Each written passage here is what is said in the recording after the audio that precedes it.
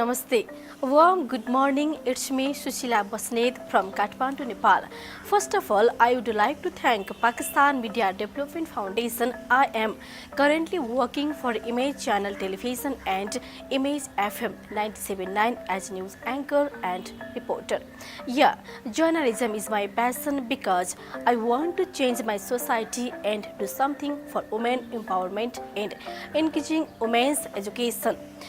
And I did the same thing as a media person through media.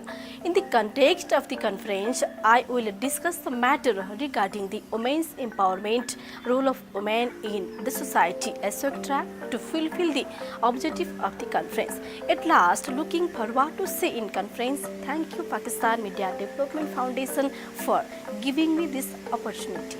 Thank you.